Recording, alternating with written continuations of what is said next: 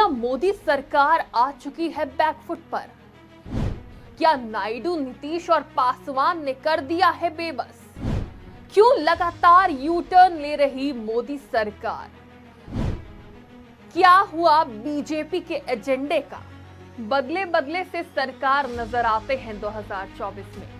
आजकल के मोदी में 2019 और 2014 वाले कड़क नेता का अंदाज नजर नहीं आता। लगातार होते यू टर्न से तो यही लगता है। फिर चाहे वो अनुसूचित जातियों में क्रीमी लेयर पर सुप्रीम कोर्ट के फैसले को वापस लेना हो या फिर लेटरल एंट्री पर यू टर्न। सरकार की यू टर्न लेने के बाद यही सवाल उठ रहा है कि जिस राष्ट्र प्रथम के एजेंडे के लिए बीजेपी जानी जाती है उसका क्या हुआ। इसके अलावा भी कई ऐसे विवादास्पद मुद्दे हैं जो ठंडे बस्ते में पड़े हुए हैं, जैसे समान नागरिक संहिता, वक्फ बोर्ड संशोधन विधेयक 2024।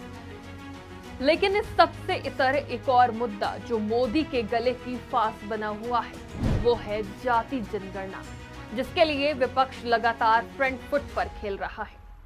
इधर बेरोजगारी और आर्थिक कठिनाइयों का सामना कर रहे युवा भी सरकार के खिलाफ खड़े हो रहे हैं। हालांकि प्रधानमंत्री नरेंद्र मोदी की रणनीति विदेशी मोर्चे पर ध्यान केंद्रित करने की है।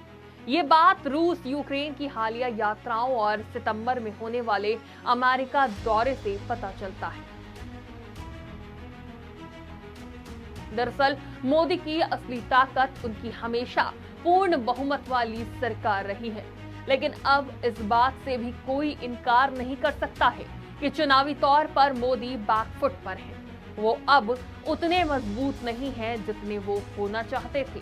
तो फिर यहाँ ये प्रश्न भी उठता है कि इससे बाहर निकलने का रास्ता क्या है मोदी सरकार के पास? क्या मध्यावधि चुनाव ही है विकल्प? लेकिन ये सफल होगा इसकी कोई गारंटी नहीं है।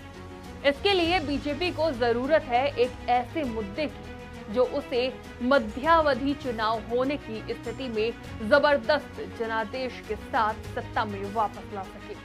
ठीक वैसे ही जैसे कि गुजरात के 2002 के दंगों के बाद हुए चुनावों में हुआ था, जहां मोदी ने दोबारा प्रचंड बहुमत हासिल किया था। उस वक्त 27 फरवरी को अयोध्या से कार सेवकों को ले जा रही एक ट्रेन को गोधरा में आग लगा दी गई।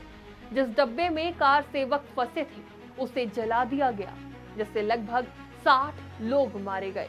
इसके बाद हुए दंगों में 1000 से ज्यादा लोग मारे गए और कई हजार लोग विस्थापित हुए।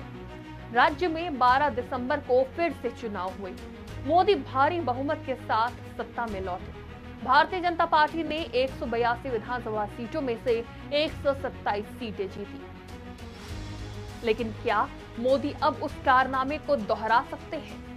कहावत पुरानी है, राजनीति में कुछ भी असंभव नहीं है। लोकसभा चुनाव विधानसभा चुनावों की तुलना में कहीं अधिक कठिन होते हैं। हर राज्य की अलग अलग प्राथमिकताएं होती हैं। वहीं लोकसभा में पूर्ण बहुमत लाने के लिए 28 राज्यों और 8 केंद्र शासित प्रदेशों में नैरेटिव मैनेज करना बिल्कुल भी आसान नहीं है।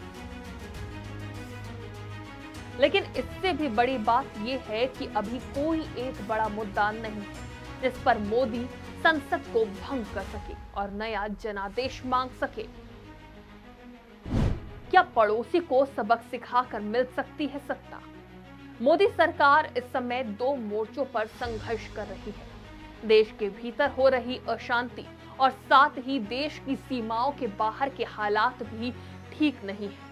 बांग्लादेश में तेजी से बिगड़ते हालात भारत के लिए चिंता का विषय है। वहां का बढ़ता इस्लामीकरण और भारत विरोध बड़ी चुनौती बनता जा रहा है। पड़ोसी पाकिस्तान तो हमेशा से भारत के लिए सरदर्द रहा ही है। हाल के दिनों में जिस तरह जम्मू कश्मीर में आतंकी घटनाएं बढ़ी हैं, वो भी चिंताजनक है। लिहाजा सत्ता में वापस आने के लिए मोदी को 2019 के बालाकोट जैसी छोटी सी स्ट्राइक की जरूरत नहीं होगी, बल्कि एक बार फिर पाकिस्तान से बलूचिस्तान विभाजन और बांग्लादेश की मुक्ति के जैसा एक बहुत बड़ा हमला करना होगा। जैसे क्या भारत पश्चिम बंगाल को नॉर्थ ईस्ट से जोड़ने वाली हमारी चिकन नेक को चौड़ा करने के लिए अटैक कर सकता है? हम इसे जिस भी तरह से देखें, ये एक बहुत ही जोखिम भरा ऑपरेशन होगा, जिसके लिए साहस, दृढ़ संकल्प, संसाधन और भंडार की आवश्यकता होगी, जो पूरे देश को झकझोर कर रख देगा। बड़ा प्रश्न ये है कि क्या मोदी मंत्रिमंडल में दुस्साहसी काम करने की हिम्मत है? किसी पर हमला करना भारत की नीति में कभी शामिल नहीं रहा। हमने कभी अपने दुश्मनों पर पहले हमला नहीं किया। हम हमलों से खुद को बचाने के लिए जरूर खड़े होते हैं। फिलहाल मोदी के पास विकल्प सीमित है, लेकिन उनके दिमाग में क्या चल रहा है, इसे उनके सबसे खास लोग भी आज तक नहीं जान पाए।